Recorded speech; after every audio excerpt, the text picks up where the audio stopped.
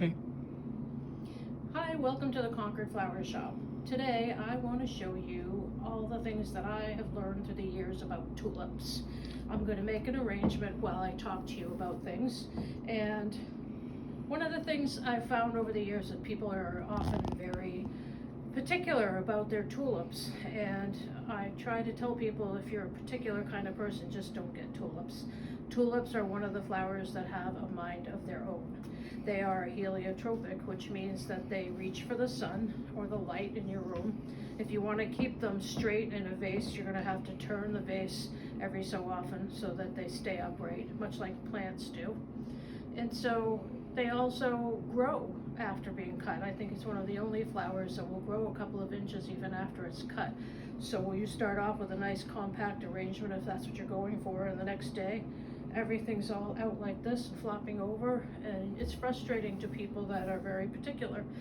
So get a different flower. I don't think you should get tulips if you don't want to let them do what they want. They're the rebellious flower. They'll do what they want.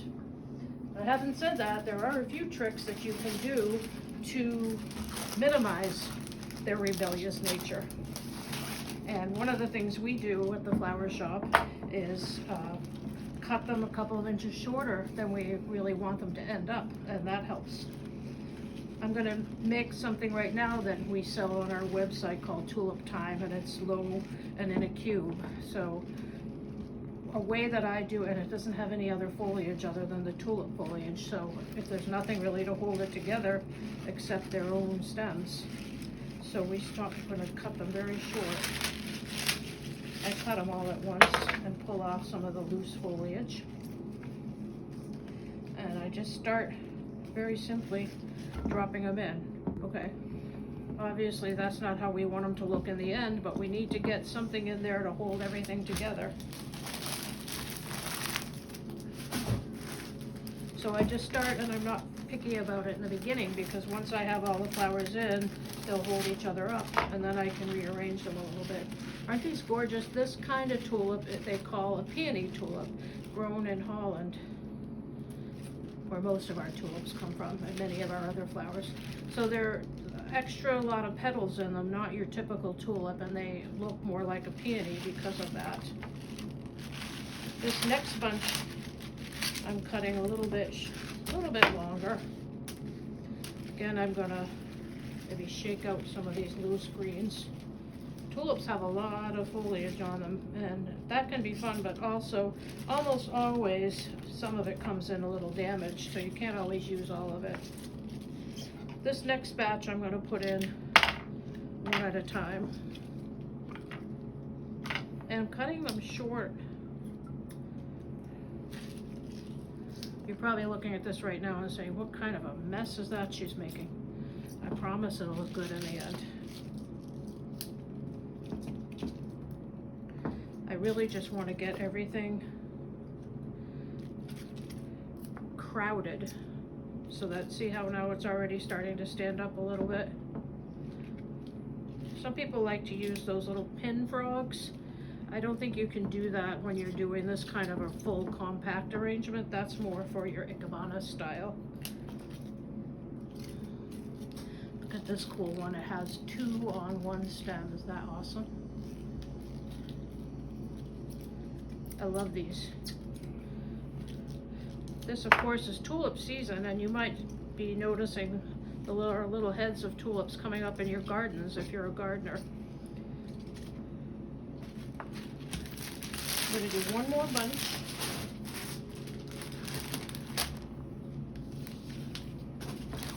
There is a trash barrel down there, by the way. I'm not just throwing it all over the floor, although I've been known to do that too. This beautiful color. Again, one at a time this time. That first bunch I just put in so that it would hold everything else up.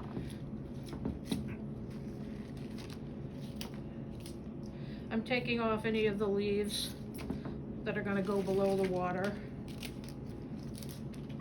which is pretty common practice in any arrangement.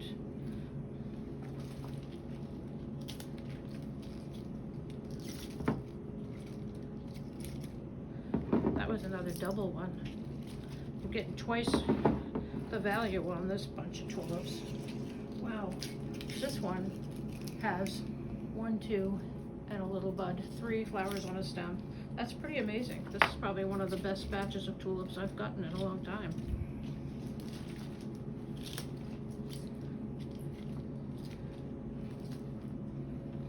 Tulips are extremely thirsty flowers, so by tomorrow, this cube, which doesn't hold that much water, will be completely empty. So you really need to be conscientious about adding water to your tulip arrangements. But if you forget, or let's say you're like me and you bring tulips home and then leave them in the car overnight, I've done that more than once. The next day they're all floppy. I'm going to show you some tricks on that. Don't throw them away. You can still get a little life out of them. Maybe not quite as long as if you had actually remembered to bring them in the house the first day. But don't throw them out. There are ways to make them perk up. I'm going to show you that in just a minute. So now I'm just taking some of those original ones that I put in that were my grid, so to speak, and rearranging them a little bit now. And the thing is, once you have it pretty good, don't fuss with it, because like I said, they're going to move towards the light. They're going to grow 2 inches. So tomorrow, if they were all hanging out far, I would just lift them all up together like this and give them another chop. And I'm going to pull off a couple more of the greens now that I have it all together the way I want it. Some of that's because the greenery is the first to contaminate the water with bacteria, which makes the flowers die faster. But also it just looks more attractive if you don't have messy greens all over the place in the water. This is another thing we do. Before we send anything out, we want it to be in really fresh, clean water. So we change the water and we put everything back in, fluff it up again. Couple of other moves, and there you have your tulip cube. So pretty for Easter and so colorful. All right, so what I'm going to show you now is what happens when, I didn't leave these out long enough, but let's say they were a lot more droopy than they are. What happens when you forget to put your tulips in water and they're super thirsty and drop really low? Take some newspaper, craft paper, any kind of paper that you have. You might as well at this point clean off any of the foliage that you don't like. Give it a fresh cut. I always use a knife, but for people at home, if you're going to do a lot of flower arrangement, you have a garden that you pick flowers for your house for, pick up some of these really cool scissors. This kind is called Sakagen, made in Japan. There's another kind I like even better, but they were all out of them. I keep these on the front counter for my employees that aren't designers and don't like using knives. They stay very, very sharp for a very long time, but it's important to dedicate whatever you're going to use for your flowers for just that, and keep those very sharp. Don't use them for cutting up your chicken. Just keep them for flowers. So pretend these are even more floppy than they are. You've left them in your car all night. Lay them down on some newspaper or craft paper or any kind of paper you can find. Roll them up tight. Tape them or staple them. Put them in some water.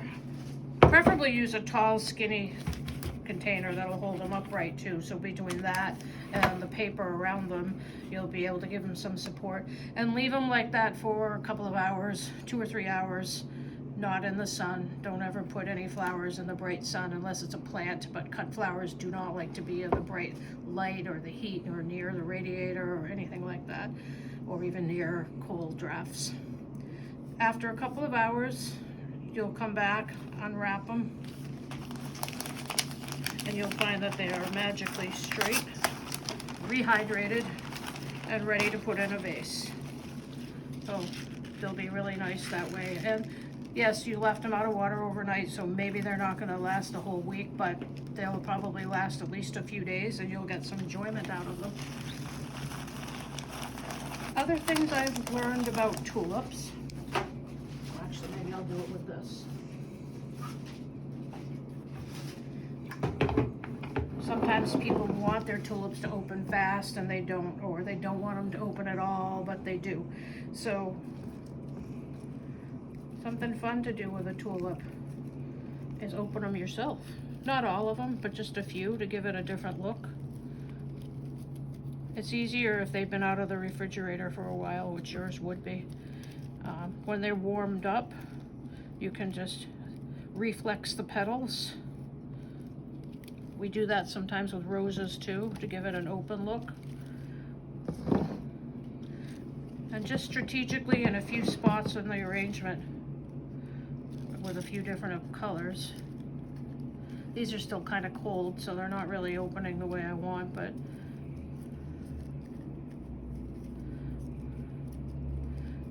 you take that petal and just fold it back, and it'll stay that way when it's warm, really.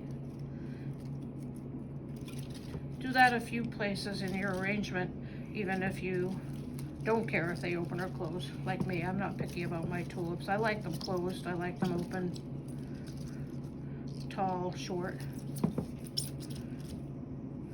But it's fun to just do that. I used to call them huts, hand-opened tulips. Can't really see it with these double varieties as well as with these. I'll see if I can get it to work on this.